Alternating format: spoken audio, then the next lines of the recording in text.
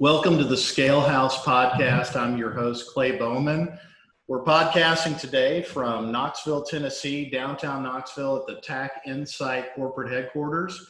And with me today is Paul Sponcia of the IT company. That's right. Paul has been in IT for over 26 years, and we're excited to have him on the podcast. Paul, thanks for coming. You're welcome. I've been in IT since I was 10. So your company's web address is theitco.net. theitco.net. That's right. Yep. So we're going to talk about cloud computing today, and let's talk about the history of IT, where you came from. Why don't you tell us a little bit about yourself? Yeah. Well, I'm actually born in Tennessee, raised in Florida. I've been living here since 1992, so I've been in Tennessee for a really long time. I got my start, oddly enough, with your, fearless leader, Steve Rasmussen. So Steve and I worked together at a contractor here in Knoxville called Phillips & Jordan. And great opportunity, young guy I was at the time, and learned a lot and I spent 7 years at Phillips & Jordan, and 5 of those were in IT, really building a big network and a big infrastructure, and wrote a piece of software for construction project management. And from what I understand, you guys were doing at that time, this would have been what? This was 1994. Yeah. So it was fairly cutting edge. Yeah. You told me earlier before we got started that you were actually connecting through the internet. Yeah, we were doing stuff awesome. Back when you had to do ISDN or dial up. We had built a piece of software that allowed RFIs and submittals and budget information, and you could upload photos so the owner could see the progress of the project. But back in the mid 90s, like when it was That's pretty cutting edge. It was way ahead of its time. I mean, it really was. The technology from an infrastructure perspective had not caught up, which is actually a great segue into what we're talking about. I mean, we didn't have the advantages in the mid 90s of this massively built out infrastructure from the internet's perspective that we have today. So while the product itself, you were building it. Yeah. I mean, the product itself was really revolutionary, and it was making a massive impact inside of Phillips & Jordan. And we sold it to several, a local company here in town and several companies around the United States. But it was really tough because of that fact. I mean, the infrastructure just couldn't support it. And so I ended up, at some point, the Phillips & Jordan said, hey, we move dirt, knock down trees. Like, we don't know what you're doing. And you need to figure that out. So I started a company, and that's what I've been doing since 1998, is really building infrastructure. Got heavy into cloud computing. So we ran our own data center infrastructure, providing cloud services to companies for what year? 15 years. Or so I started the company in 98. We started delivering our first cloud infrastructure in 2003. Okay. And so we built an infrastructure here in Knoxville at a data center here, and exciting. Yeah, grew that company to about 7 million before I left.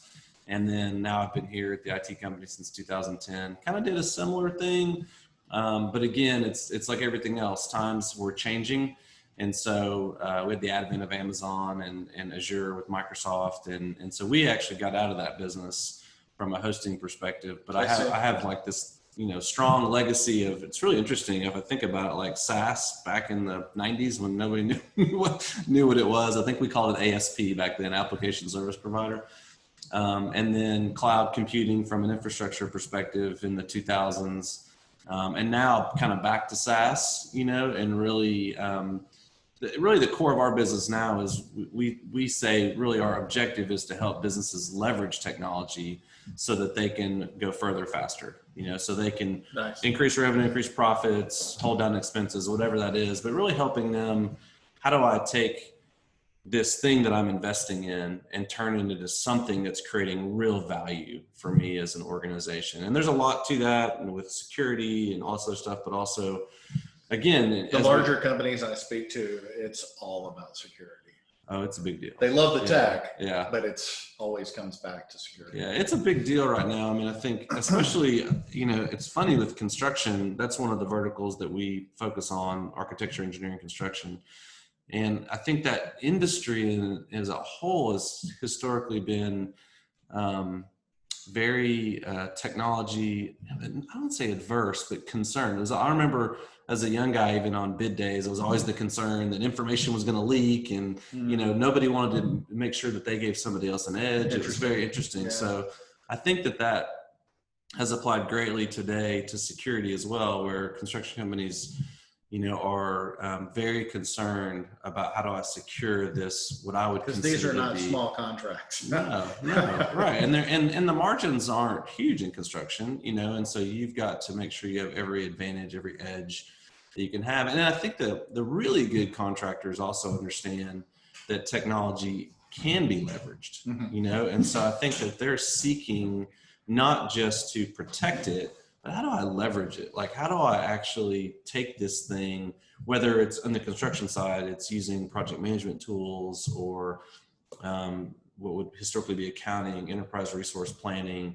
How do I take these things, field operations, again, parlaying into Fastway and TAC is how do I go faster? How do I, bill faster, collect faster? How do I am more efficient on my jobs? How do I have better data? I mean, well, it reminds me of a customer that we're working with right now that has a particular infrastructure in place. And there were some bad storms recently that went through the Ohio and Iowa regions and literally decimated some infrastructure there just from these storms. Wow. And they were having to go around and collect data on a daily basis from USB drives, right? Wow. And bring that all the way back into a central place. So it can be, you don't realize how fragile that environment can be until you actually are caught in the middle of it. Well, I give, going back to my days at Phillips and Jordan, I give those guys who were in leadership at that time, Patrick, Ben, Steve, they really understood that if we invest in technology, we can go faster. Like, I remember the days of being on job sites early when I was doing more, I actually ran equipment and did other stuff where we had FedEx timesheets, or fax timesheets or whatever. And I remember in the conversations as we were building up the IT environment with Ben and Patrick and Steve and others, like, no, we want to push this as far out as we can. Like, because it's going to be better data. Like, if you're entering your time, if we're getting the timesheets and entering the time in the field, and that data can be transmitted electronically directly into the system, well, that's just faster and more accurate than mailing a timesheet, having somebody sit in our office and, input all this information. So, I think the contractors like that. But there's, in our industry, in the aggregate quarries, there are still automated companies that literally have stacks of quotes. That's crazy. Now, these are quotes. That's crazy.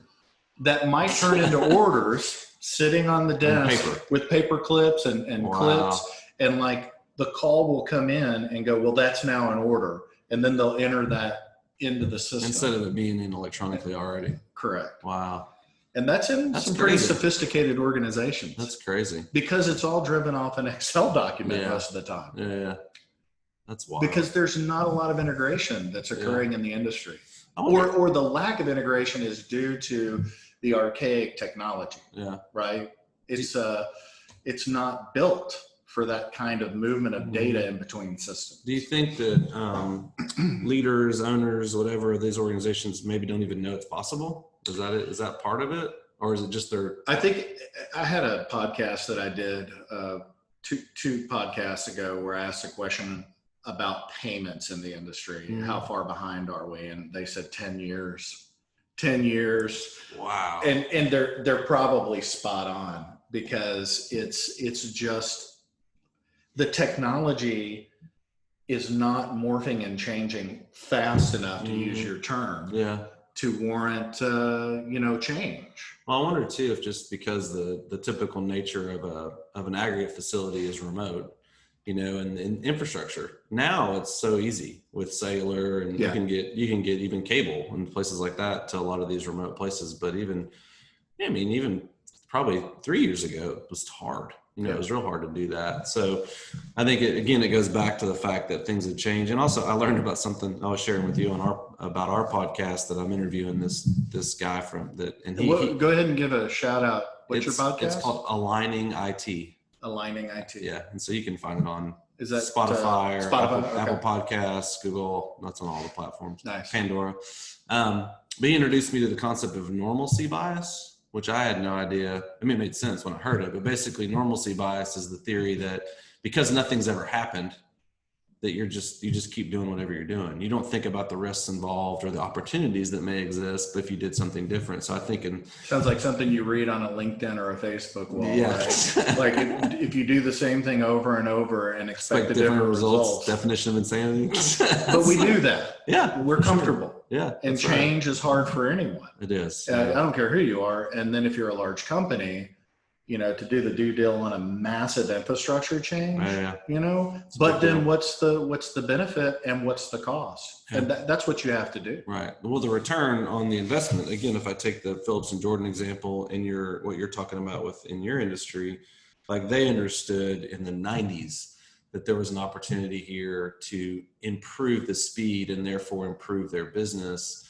And they took some risks, and they're big, they could take some bigger risks, but it's the same thing now. I think the infrastructure has improved, the technology has improved. I mean, again, shout out to you guys. I know a lot about your technology. It's, light years ahead of anything that's ever been out there and easy to use at the same time. Very easy. And now the infrastructure is in place where the risk isn't the same. As a matter of fact, the risk reward is inverted now than it was before. The reward is so much higher than the risk that it's, I'd like to hit on that because I think you'd have a unique perspective on what that might be. Sure. Because, if you look out across a construction materials landscape, you have a really heavy lift when it comes to the amount of hardware that's needed to run some of these environments, the labor needed to maintain those environments, the licensing that has to occur, whether it be on the Oracle or the SQL side. There's just so much cash that's invested in this ability to run a business, but the business it's segmented. It's not, there's multiple databases, that are existing in different, whether it's North America, maybe the company's doing international business, and it's not centralized. So can you maybe help us understand what the real impact is from moving from that kind of distributed environment to a vertical? Yeah. Well, and I think I want to point one thing out too, just to your listeners, it's really important, is the companies that do that have all that entrenched stuff, they actually understand that they have all that entrenched stuff.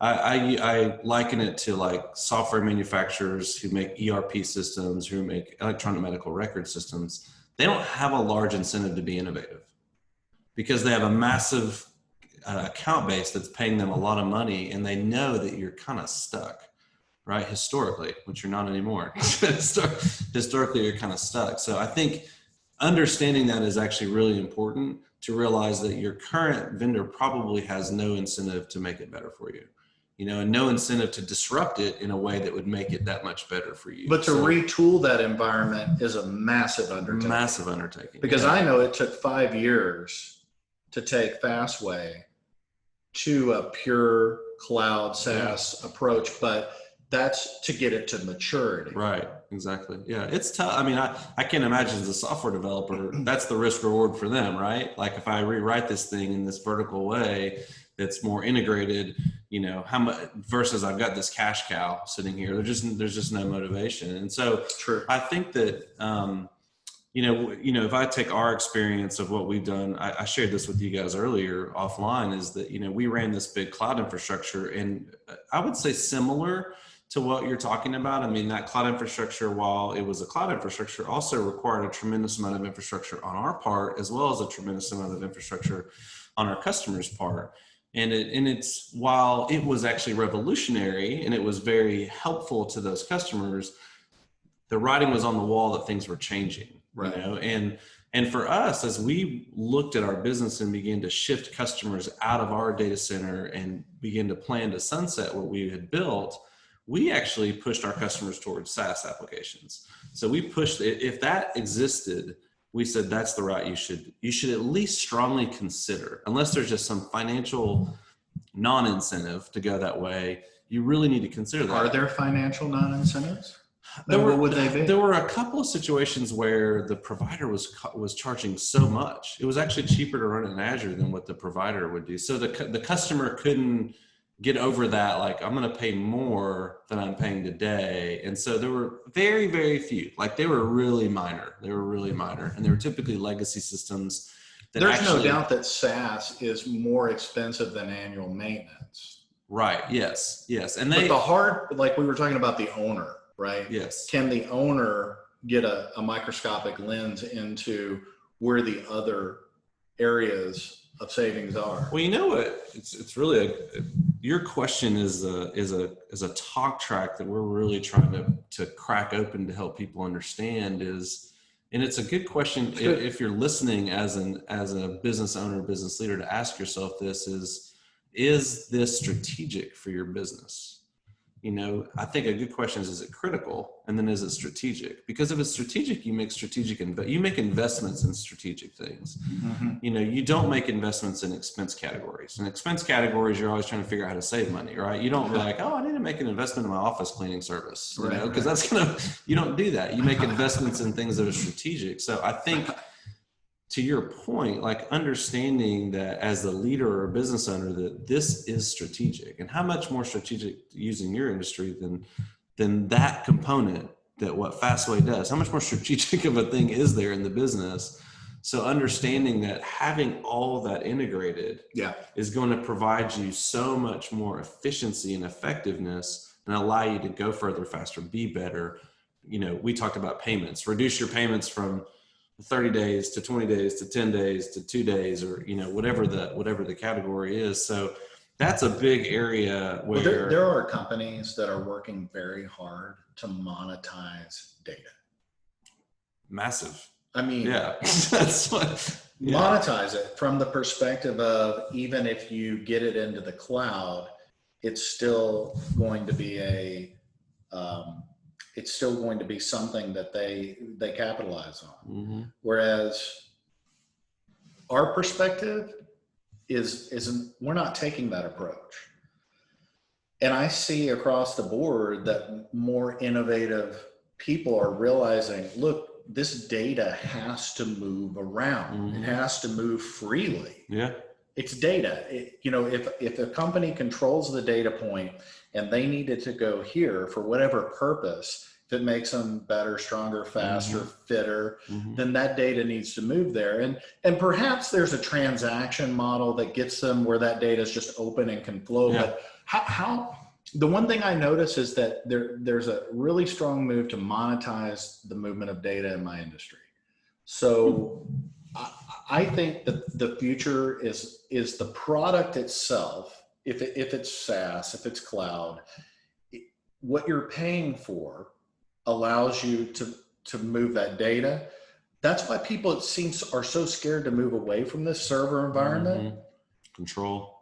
So what do you see the future to be? Is the future controlling and monetizing the data, or is the future having a product that is efficient in providing that data where it needs to go?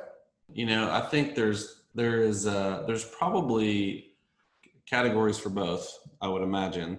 I think, and I take our two of our industries that we focus on. One is healthcare, one is AEC.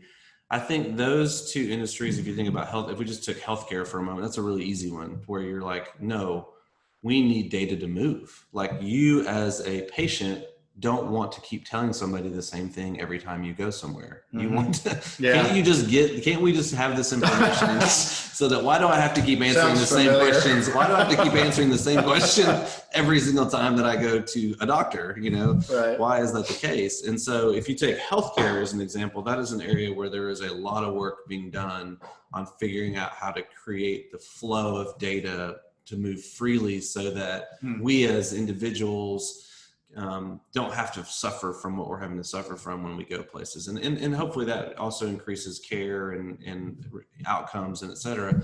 But there's a similar, I think, not exactly, all these analogies break down, but in your world, you know, from a construction materials aggregate, that it's a similar concept, because you don't just sell materials to for the same job. Like, the job ends and there's another job, you know, there's more people involved. I have to always go back to my days at Phillips and Jordan, and I think of these large projects that we did where there was tons of people involved, and you know, there were a lot of different people involved in the process, payers and subcontractors and owners and multiple owners maybe in that situation. And so I feel like that in that industry, the freedom of data, the ability of data to move where it needs to move, which is, again, if I talk about my relationship with Steve over time, I think he has been a proponent of the democratization of data. He truly is. He's been an enterprise integrator for as long as I've known him. Everything he's done is about integration of data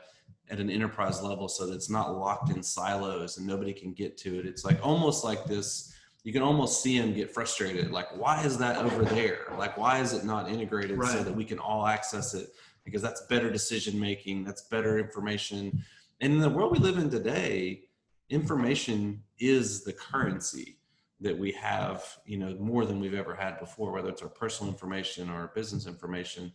That data that's being integrated into Fastway and mined and access to is powerful, can help you make decisions that you've never been able to make before, never been able. And then one simple example has nothing to do with your industry, but like in the traditional world of, let's just say, file sharing, you know, in the old, and not even in the not so old days, we had a file server. We had these drives, GHI, whatever it is. We logged in the computer, we had our drives. It was our personal drive, our department drive, the public drive, whatever it was. And then when we left the office, we were like, oh, I don't have access to that.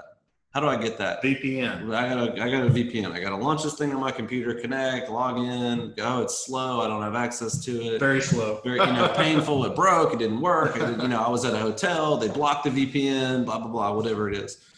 So, you know, early on, probably 3 years ago, when we really started moving people to more of a cloud infrastructure using Microsoft 365, we moved one of my customers, good friend of mine, and we moved him into just using SharePoint, the SharePoint Online, and we made it look like file servers for them. Gotcha. And I showed him on his iPad and his phone how he could access to it. And he called me one night. He goes, dude, this is the craziest thing I've ever experienced. I was like, what? He goes, I would usually have to call Rosemary, and she would have, you know, I'm trying to get this banking. He owns a bunch of different businesses. He's like, I got this banking information. I need to send my tax returns. I need to do this. And I would call. You've changed my life. Typically what I would do is I would call Rosemary, and she would have to run into the office, and all these things would happen, and nobody, you know, it would take hours. He goes, literally, I logged into my iPad. I went to that little SharePoint app you told me. I went to the location, and I securely emailed the file to my banker. Like, took me like 5 minutes. He goes, that's literally like 1,000 times return, from 3 hours to 5 minutes. Yeah. You know, and so that's a really simple example, but super applicable to what we're talking about for your industry. Like, I would imagine the democratization of data that a business owner would have by having access to Fastway is they would never have the data. We just did we're working on from a marketing perspective. So I'm managing the sales and the marketing for the company. And one of the things that we just released was a Power BI little snippet of what we do. And I think that speaks to what you just said, which is, you know, this data that exists, let's do something with it. Yeah. But what's interesting is when you have all these client server environments that are spread across the world in the construction materials industry, you literally are having to bore in sideways, right? So you're having to bore in sideways, open up a hole, you know, stick this other product in there, and then extract. As a matter of fact, I just hired a guy recently, and we were talking, and I was showing him our Power BI tools, and he was like, so does that run on a different server? You know, I'm like, no, it's vertically integrated from the ground up. You know, it's all being farmed from the inside. Yeah. Well, to your point, like using my file server example, like if you have facility 1, facility 2, facility 3, and they're all running their little silos, Well, that data is not rolled up. Versus on Fastway, it's like, no, it's all in the same place. Like we can get to it anywhere. Like it's all aggregated in a way that if we need to look at it that way, we can look at it that way. We don't have to look at it individually. We can look at it individually, or we can look at it captive. Like however we want to look at it, we have access to do that so that we can make better business decisions. I'm going to clarify something I was talking about earlier. It's we were talking about the monetization of data. Well, like, should data be a transactional model? Let's say that as a company, you're creating 5,000 transactions a day. Okay. And now those transactions need to be mined by your customer. You have 100 of those customers that want to potentially get their hands on some of that data instantly. They want to look at it. They want to know it for whatever reason. So with our product, it is monetized to a degree where those APIs are paid for in an annual subscription, right. but they're relatively low, right? So it's just, here's this portion of the engine, okay? And now that engine is available to everybody, right? So I feel like when you get into the ticket level transaction that we're in, when you're generating billions and trillions of tickets a year, how do you keep the lid on monetizing this kind of thing that's so simple, right? So when you implement Fastway and you have 500 customers, those 500 customers can log into your marketplace and have access to that data. Yeah. Well, and that's, I think, what a value add that you're adding to the customer relationship that they never had before.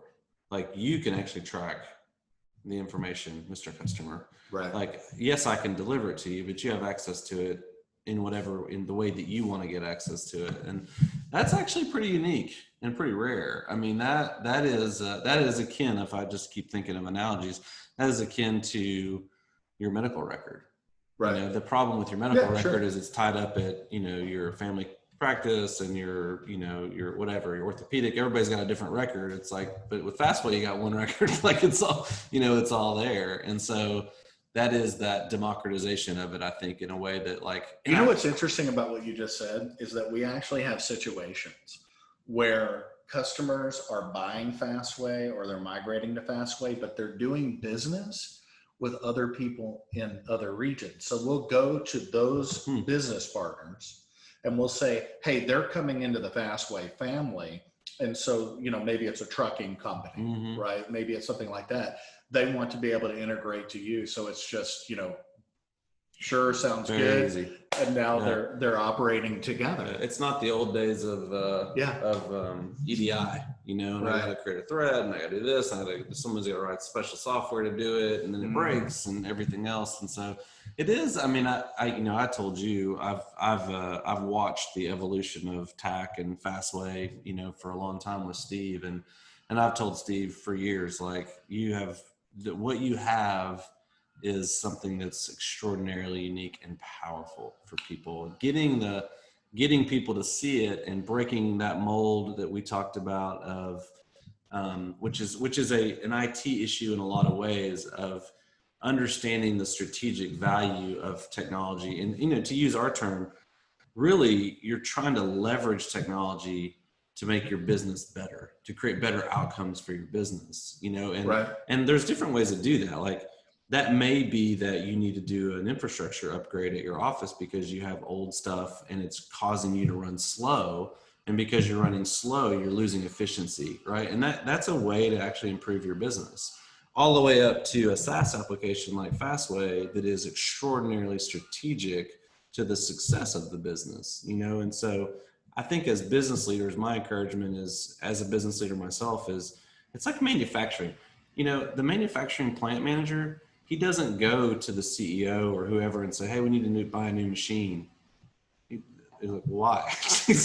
He goes and says, well, here's I've done an analysis and we need to spend $1 million to buy this new machine because this new machine is actually going to produce the same amount of widgets in 2 hours that machine A produces in 8 hours, and it's the same thing with, like, I think people just don't think that ROI has become this like consultant's term that everybody's like, that's stupid. It's just an Excel spreadsheet. No, you need to do a real analysis and understand the return that you're going to get on the investment that you're making, which requires you to think of these things as strategic, not as your, no offense to the person that cleans the office. We need people to clean the office, but that's not a strategic component of your business. Sure. This is really a strategic component of your business, which is the whole idea of alignment, aligning IT to the strategic objectives of the business. So what would you say, to folks that are, they might be using powerful pieces of software, but they're in this client server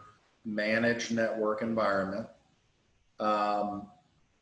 Where do we go from here if companies are not innovating in the way that, say, a TAC is? So when I look at the construction materials industry, and I'm gonna show my hand here, but the thing is that there's probably, from an operational point of sale, quote to cash environment, on the SaaS true cloud side, there's maybe 3 applications. Mm-hmm. Okay. And so that proves the point of how long is it going to take us to get to true integrated electronic payments from 2 episodes ago, right? So it took 10 years. Mm. I mean, what happens to an industry from your perspective that is not waiting for someone else to do it? That's a great question. Where do you get stuck? Are you 10 years from now still in a client server environment? I think, I look at, again, to use a touch or like an industry that's related, construction specifically, contractors. I think they were very much in the same place 5 years ago. Like, they still had servers that ran their accounting software, that ran their project management, or they had no project management software, whatever. And they began to feel the pain. And I think that, I do think that's really going to come, what it's going to come down to is, at what point do these companies feel so much pain that they have to make a change? And that was what was happening. I saw it on our contracting customers, is that they were realizing that they were getting boxed in. And some of it was they understood from their peers that their peers were getting an advantage, and they didn't want that to happen, right? And so now all these manufacturers have now converted to SaaS applications. So, or you've got the Procores of the world who've built project management software on a SaaS platform from the ground up. You've got I don't remember what they're called now. They used to be Dexter Cheney, which is an accounting ERP system that's now a SaaS-based application. So the shift has already happened in that industry. It's happened pretty fast in the past 3 years. And it was all around pain. Like, it just got too painful. And I think that any industry is going to see, especially from technology's revolutionizing all industries, and so any industry is going to face that pain at some point. And I also think what's going to happen is that the owners, the customers of your customers are going to demand it. They're going to work with a Fastway customer, and they're going to go to the next one in Louisiana or whatever and say, well, no, I need access to that data. What's what you said earlier. You actually pinned it, because if I can provide a commerce environment through the solution that I've purchased and use and utilize for my business, and I create this commerce environment for all my customers and all my outside factors that are involved in contributing to the success of my business. As a company that's trying to sell a piece of transactional software to a business, why would I don't think I would want to monetize that. I would want to bring that into this space because it's a regional environment that matters to that producer. It doesn't matter to everybody else across North America, but it matters to the ecosystem that's being created by that customer. That customer is driving that commerce. Well, I think too, if I was your customer, I would be figuring out how I can go to my customers and show them what I'm doing, because that's going to be a competitive advantage over the next guy who can't provide that. Now, not everybody's going to care about it, but I would say a large share of your customers are going to care greatly about the fact that, oh wait, I have access Use to it that as a data. sales tool. Yeah, I have access to that data. So it's no longer just call them up and how much is crush or run, how much is some 57 stone. You know, it's like, hey, well, yes, I need that, but also, how are you giving me access to the data? Well, like for instance, with our product, you know, if you have an internal trucking environment that you're dispatching at a particular plant, and then you have an external third-party trucking partner, or 2 or 10, you can actually farm that out into a marketplace. It's a big deal. And they can, you know, you want to be careful with your business relationships. You don't want to just give it to everybody, Right. but maybe this company you give this and this company you give that, but then they can assign their own assets to that transaction, so that you never picked up the phone necessarily. You never had to fumble around to make sure that everything was lined up for tomorrow morning. But now everybody's participating in the technology to they can make money, the producer can make money, and everybody, and the driver. Well, think about who's even the driver can go in and look at his own tickets after he's hauled on them. Powerful. You know. Well, I mean, the company that's already revolutionized that in a different industry, but still is in logistics, is FedEx. You know, the person that delivers your stuff to your door doesn't actually work for FedEx. They work for a contractor who works for FedEx. And FedEx is pushing the technology down to the contractor. That's what the handheld is. And the contractor is handing you the box and marking off they had it. And then they're going home and they work for, you know, ABC local guy that owns 20 trucks in Knoxville that has a market, you know, in that area. So they've already done this.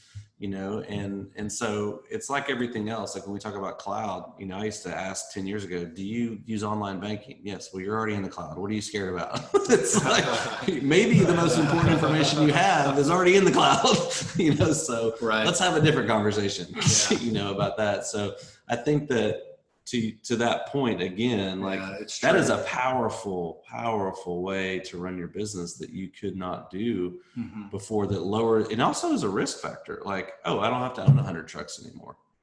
You know, I can own 25 trucks and then farm the rest, farm the other 75, about 25 here, 25 here, 25 here. But I've literally seen Excel spreadsheets in major metropolitan markets where one guy is in control of a spreadsheet that is responsible for over 200 outside sources. And they're trying to project and manage that on a daily basis.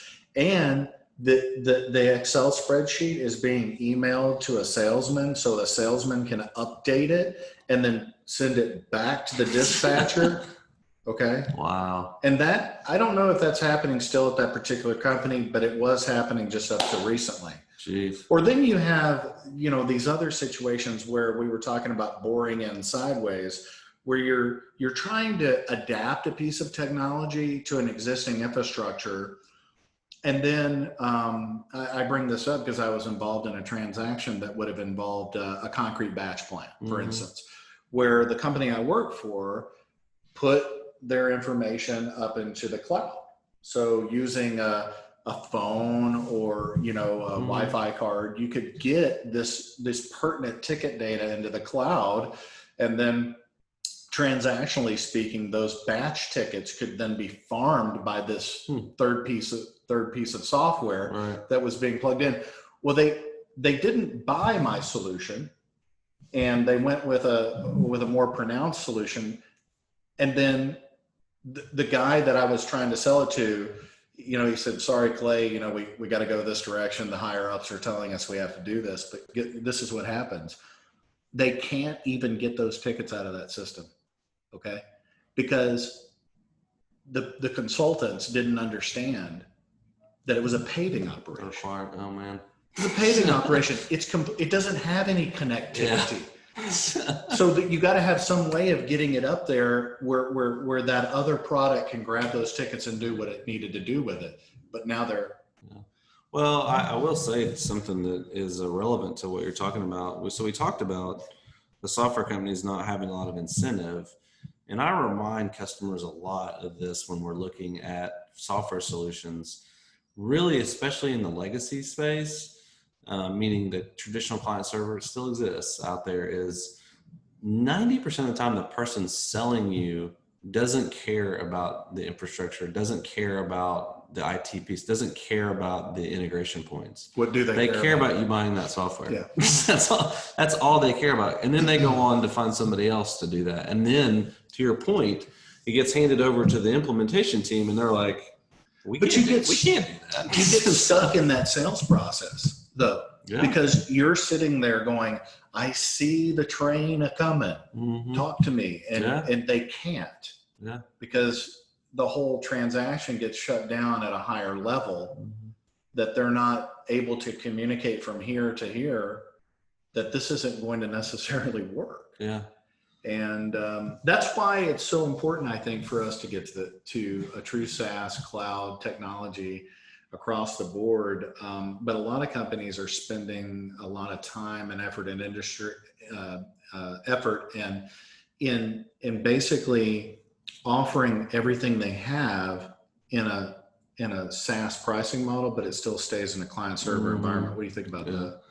Well, that's the age old, like, I've got an old, whatever Unix system that's character based, and I write some Windows interface over top of it to make it look pretty, but ultimately it's still running the old software in the background. Like, it's gonna, eventually it's not going to work. Like, eventually they're going to figure out that model doesn't work, and it's not going to be financially, that's like a life preserver that they're trying to throw out there to save. It's not a strategic move. Like, if it seems like you'd be better off maybe reinvesting in that vertical. Yeah, I mean, if you're going to get the same thing but just pay for it differently, what have you really done? Again, I would say then you're not thinking of it strategically. You're thinking of it from an expense perspective or a transactional perspective. You're not strategically evaluating. And look, everybody can't make all, I get it. Like, you can't, there's other priorities, there's other things you have to think about. And so you can't always, just do what you want to do in that moment. You may not have the funds, whatever time, whatever it is. But I would be very cautious if somebody's just like, well, no, I'm going to sell you the exact same thing, but you can just pay for it monthly. It's like, well, that's just leasing. that's not, I haven't strategically made any improvements to what I'm doing. But I get to keep paying for my SQL licensing. Right, I get to keep buying hardware. Yeah. I mean, that's to the point of some of the stuff we talked about, that people, I have these conversations with customers periodically. Why am I paying so much for this? And I'm like, hey, 50% of what you're paying for is licensing. Mm-hmm.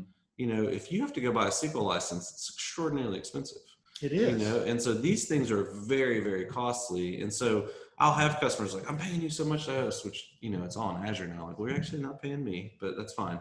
But 50% of that is just the licensing, Citrix, SQL, terminal server, Windows licensing, whatever that thing is that's running that application. And it gets even more confusing, which is like, in the Microsoft world, the way they sell it is like, if you have to have 2 SQL servers, well, you have to have 2 SQL Server licenses. Mm-hmm. You just doubled the cost of what you have. And you may be in a situation where software vendor A and software vendor B or software vendor B are like, no, you can't run the SQL server on the same, you can't run our SQL database on the same server you run somebody else's SQL, even though you can, even though there's really no technical reason that can't be done. They just won't allow it. So now you're locked into having to have 2. And so these are the things I think that people don't really think about, which I hate to keep harping on it, which is why we harp on this idea of alignment. Like, you have to really be aligned from the business down through IT to make sure that you're making the right business decisions and you're not just making these tactical IT decisions, because IT is now becoming a strategic component of your business because it's driving the underpinnings of most business. There's some businesses, I can still go to my mechanic and he can fix my car. Not much longer, actually. He needs a laptop. But as long as he has a laptop, he doesn't need a lot of infrastructure. But it's just changing. And I think we have to be strategic in the way that, and that's my thing to anybody that's a leader here, is stop thinking about it as an expense item. Start thinking about it strategically and making those type of investments where you understand what you're going to get out of it. Which, to the point that we talked about earlier, just because you go to cloud doesn't mean you no longer have any infrastructure investments. You still need really good internet. You still need good security because your computer is a compromise point at this point. And just because it's in the cloud, if somebody takes over your computer, well, they have access to the data now, even though it's in the cloud. See, so that there's still a lot of thought that needs to be put into just securing those things. Because while, like, if we take Fastway, while Fastway is doing a great job of securing your data at the cloud level, they're not in control of what you do on your personal computer. Yeah, we're not eliminating the need for IT infrastructure. Right. It's just, you don't We're changing the way it's being managed. Correct. And you don't need servers and SQL licenses and not this heavy lift anymore, but you still need to be protected, secured. You want it to be fast. I mean, you don't want to get a slow internet connection or have a, people forget that wireless, we call it, wireless is not unlimited in performance, even though it may say it's a gig. Well, that's dependent on the number of people that are connected to that radio at one time. And so people have to think about these things and have someone that can educate them in a way that allows them to make good business decisions. Reminds me of two things. I sat down with a top IT professional in a pretty big company in Kansas a few years ago, several years ago, probably about 2012, 2013. And she, when I asked her, we were talking about the cloud. And, that was a little bit newer back then, that idea. And she was very adamantly opposed to it. But then she kind of let off a little bit and she goes, well, the fact of the matter is that folks like me will be working for cloud-based companies, in 10 years. Yeah. But it's interesting because I always go back to that conversation. It's always been kind of grilled in my mind, my memory. And I actually see it a little different. I see that it's not that the IT management and staff are being eliminated. They're just, their footprint is different. Their responsibilities are changing because I think cloud does free them up to be more productive. They really, I tell our larger customers this is like, what you need is, I don't like to use the term business analyst, but you need, like, your CIO, your director of IT should become a consultant in your business. They should be the one. We talked about shadow IT earlier before we started. And shadow IT is the concept that, especially as you have a younger generation coming in that are used to using SaaS-based tools, they're going to download, Asana to their phone to run their projects for project management. They're going to download Slack. And before you know it, 6 people in the organization are using Slack on their phones to communicate. So this whole idea of shadow IT, where all these SaaS applications are coming into your business and you don't even know it, and you're getting data locked into silos that you don't know exist. Well, if you have a really strong director who builds relationships with people in the business and says, I'm not here to kill what you're trying to do. I'm here to make sure that we're integrating it from a business perspective to get the highest and best use out of it for the company. And that's where IT can partner with the business. Again, back to your investment. I keep using investment, alignment, strategic. Yeah. It's like, if IT understands what the business is trying to accomplish, and they build relationships in the business units and say, hey, what I'm here to do is just to help you make good decisions that align strategically with the business's objectives. I know you want to use Slack, but we already have Office 365 with Microsoft Teams in the organization. And so now we're using 2 products that do the same thing. Let's talk about how to do that a little bit differently. So in the construction world, it's the same thing. It's like those IT people could now be freed up to be figuring out, how do we democratize the data that we have? And how do I mean, think about it. If that IT person could go to their customers and say, hey, can I show you what we have access to and what you have access to? Because that'd be really powerful. For sure. Hey, let me, Mr. CEO, as the IT director, can I go see our top 5 customers and show them? Here, Mr. Customer, here's your account. Here's your login. Here's your way to add users. Here you go. Now, what do you think? Look how, well, I didn't know I could do that. Well, let me show you how. Call me anytime you want, and I'll help you use that data to the best of your ability. Here's the one thing that I've noticed. So I've worked for several companies over the years, and they've been wonderful to me. And but the thing I've learned from a technology perspective is horizontal growth in a company stifles innovation. It stifles it because you've got, these stellar products in their own right, right? Whether they're client server or not, they're stellar. They're good products. Yes. But they don't move together.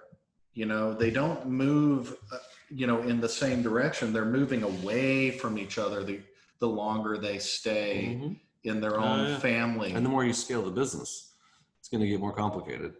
And we could try to say that we're finding ways to bring all that together, but I truly, I just think that there's horizontal growth kind of kills the industry in my book.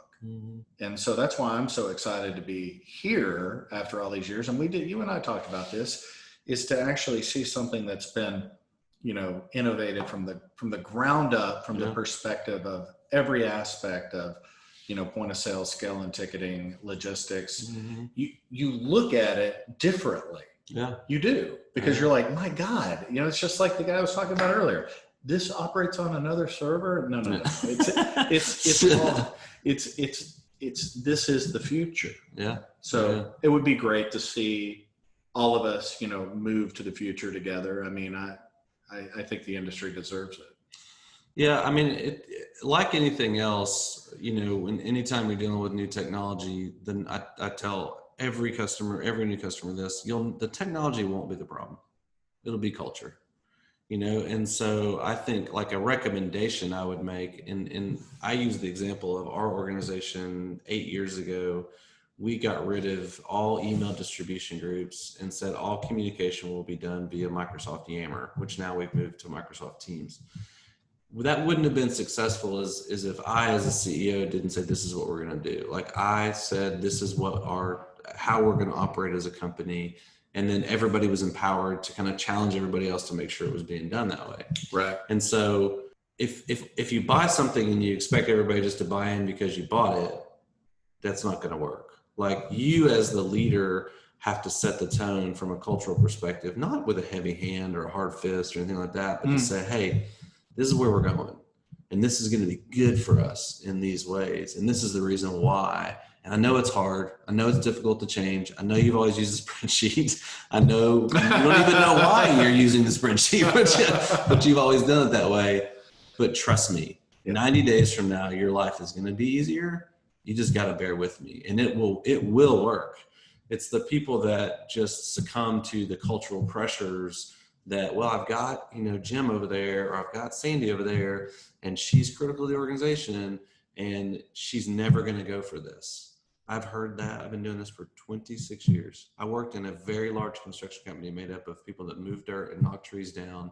A lot of people who, in the world's eyes, would be blue collar, who are some of the smartest people I've ever met. For sure. Who fought tooth and nail on some of the change, but when it was done, they're like, this is amazing. It's possible. You just have to be willing to lay in there culturally. Paul, it reminds me of a story when I first got into the industry. First time I had ever been out selling computer technology. I sold a batching computer for ready mix plants, and I called on a guy down in Corsicana, Texas, and his name was Bronk Kirk. Bronk Kirk, and he had a big old 10-gallon hat, Bronk Kirk, and he was going to automate his plants, right? So I was new, I was young, I didn't know, and he took me over to this plant in Corsicana, and we walked in, and there was this fella. I mean, he was a gruffalo. He was a Texan. He was a gruffalo, man. He was a pure Texan. He had a cigarette hanging in his mouth, and he was pulling all these levers, right? These manual levers and dial heads, and he's weighing this material up. And I mean, he was adamant, man. He didn't want anything to do with me or this computer that Bronk was buying, and he made it known to everybody. And so when we ended up selling it, and Bronk did the work on the plant, put the computer on, and I stayed away from that install. Yeah. I didn't go out there. But the next, Tuesday after the weekend, I opened that door, and I swear to you, this guy had his feet up, and he was smoking a cigarette. And he's like, "This is the best thing we ever did." Well, it's also, again, to use the construction analogy, think about 10 years ago, would anybody have thought that there would be lasers and GPS on bulldozers? From that perspective, that is moving the blade, and it just, or weighing material literally in a bucket. Exactly. Yeah. Like who would have thought that stuff? I remember. Or flying drones around, measuring piles of material. I remember it's unbelievable. when I worked for Phillips and Jordan, Hurricane Opal went through and knocked down all these pine trees on the Robert Trent Jones golf course in Opelika, Alabama, kind of the signature, really cool course. And I went down there. I was in IT, so I was setting up the IT, but I also was kind of like the project engineer. I was helping them with materials calculations and stuff. And they had this cool idea to fly the trees off the golf course, because if you skidded them off, it was going to ruin the golf course. So they had these helicopters in the air. Well, they brought this one in from Louisiana, and this thing looked like, it was just wide enough for you to sit in. But the thing about it is it actually could weigh the tree when it picked it up. So we had all these Sikorsky helicopters that were doing most of the work, the big old Russian helicopters, and they'd pick them up, and they were getting paid by the weight of these trees and stuff. But this thing could weigh it. And think about the difference that would make so if the Sikorskys are dropping the trees off, we got to get them weighed somewhere else. But this thing can pick up the tree and say, whatever, I don't know how heavy they are, 3,000 pounds, and instantly, that's an example of the same stuff we're talking about. All of a sudden, that helicopter also was faster, and could do the work in half the time the Sikorskys could do it. And it was just an example of automation. Same thing with the bulldozers and the lasers and all that stuff. Same thing with Bronc in this situation is this is not new. We could look at the first industrial revolution and realize all the technological innovation that's happening. So again, Henry Ford and the assembly line, he realized it was strategic to the outcomes that he was seeking in the business. Mm-hmm. And so I take, again, Fastway, is this strategic, Mr. Owner? Is what you're doing in that plant and that ability to measure that, bill for it, collect for it, give out, is it strategic to your business? Seems like it is. Absolutely. Strategic.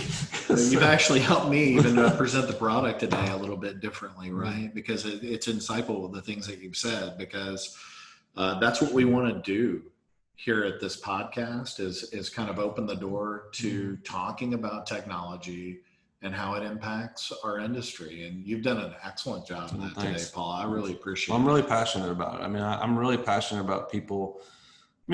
Obviously I'm in the business, but I'm passionate about people understanding that we're not just an expense item. We can help you be better in your business. And again, I'm not doing this just because Steve's my friend. I believe, in fact, I've seen it at work. And it can make business. It will make your business better if you allow it to be strategic in your organization. We were in just to finish this up, we were in a demo last week, and they use a competitor's product, and they're a pretty sizable organization. And the owner was making comments and driving the conversation with his people. And one of the things that he said that was just astounding to me is he said, it's almost like you could hear a pin drop. He said, why has it taken so long for us to get here? Wow. Because I think that he saw it, right? Yeah. He realized everything that you and I have discussed today. He saw it in one moment and realized it. So, whether they move forward or not, that's another question, but it's having that self-revelation of technology. Right. Well, these guys that are running these businesses, whether it's an aggregate business or medical practice or, construction company, they're smart people. They understand that they need to make strategic investments to make their business better. It's just that no one's ever really tied the pieces together to understand how strategic this piece is and how strategic IT is, generally speaking, because it's never been that way, but it's pretty clear now. It's pretty clear now. And I think what you guys are doing is super compelling. If you can get the leader to understand and the others to understand how strategic this is to the betterment of their business. Absolutely. And I wanted to remind everybody about the IT Co, theitco.net. That's okay. And that's the IT company. Paul, you've added to the conversation here at the Scale House today. I'm very grateful for you, and thanks for coming by. Yeah, thanks for having me. Yeah, appreciate you. Yeah, absolutely. All Thanks, right, man. Thanks, Paul.